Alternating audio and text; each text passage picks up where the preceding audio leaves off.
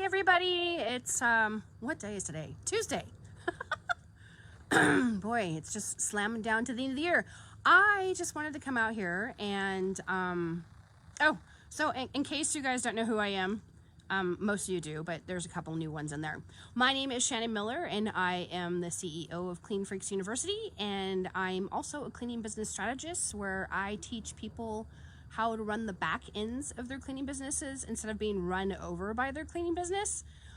But most important, I came out here to congratulate Miss Lauren Beardry. I can't even pronounce it. I could in my head a minute ago, Lauren. I'm sorry for butchering your last name. Beardry. And she made the commitment of becoming an LLC today, and I'm so very proud of her. Congratulations. I look forward to working with you in the future, and that's pretty exciting. She took the big step, leap of faith, and made herself legit. So that is awesome. So help me to congratulate her. And I wanted to take a moment and talk about move out cleanings. I got a year-end review from TubeBuddy. I don't know if you guys use that. Since I have a YouTube channel, I use TubeBuddy. It helps a lot with the algorithms and keywords and all that other stuff. Well worth the price if it's something that you want to do to make your channel successful. So I've got a whopping 52 subscribers, which is pretty phenomenal. I know there are a lot of other people who have way more, and I would love to have more, but it's going to take a little bit of more effort, I believe. But most importantly, how to price move out cleanings was my #1 video for the year, and it got like 422 views. So I was like, wow, that's pretty impressive. So I wanted to come out here and talk a little bit more about move out cleanings. A lot of people ask me about move out cleanings and how to price them and what exactly is included with a move out cleaning. It's like, I don't know, 30 degrees out here today. And I can't get the patio lights on because it's wet and still a little snowy, and I don't want to plug it in and short the whole house because that would be bad. Move out cleanings are a great way to fill your schedule when you don't have any regular reoccurring clients. Excuse me, I'm losing my voice. You guys have all heard me talk about how regular maintenance cleaning should be about 80% of your schedule, and then one-time cleanings should be about 20% or less.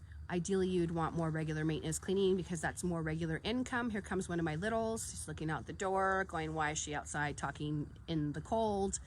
And we'll see if he comes out here or not.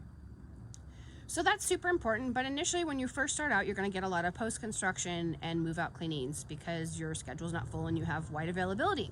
So you have to make sure that you're charging accordingly.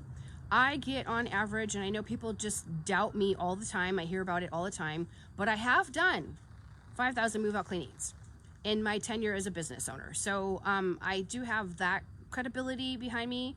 And I know some of you kind of squander about the whole, I'm charging, I'm only charging 15 cents. I had a conversation with someone today about that. I'm getting on average 31 cents a square foot. That should be the goal for all of you. And I start off with a base price, and I just add on the price accordingly.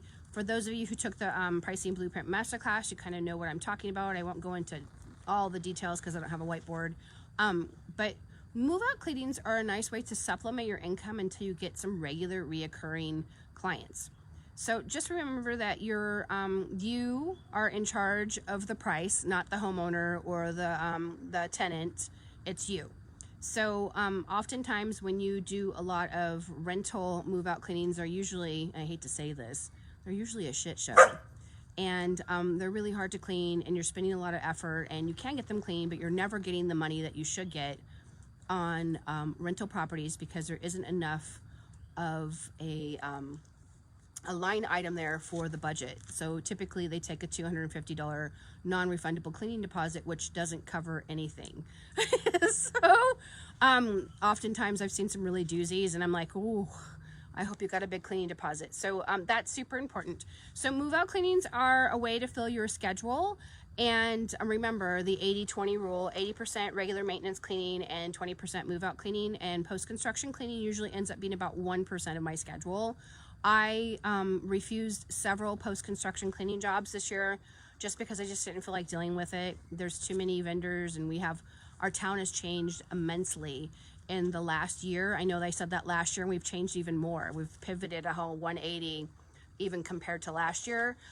So there's a lot of people up here I'm not familiar with that I probably don't feel comfortable enough to do business with them, because oftentimes when the economy is hot up here, we get people who come into business who haven't been here a long time, and I don't know them, and I don't want to get shafted and have to eat the money.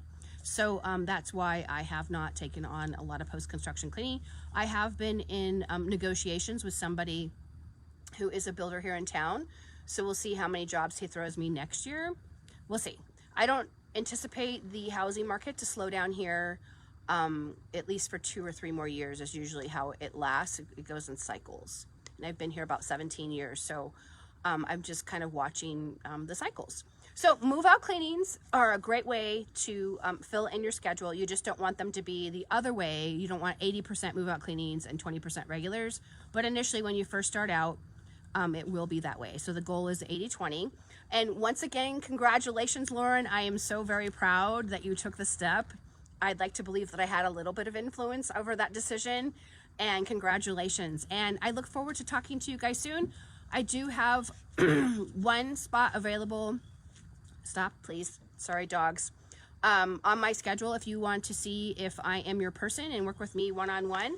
I know there have been several of you who said that you wanted to wait till after the first year, so I'll be messaging you. And I love and look forward to working with all of you. You guys take care.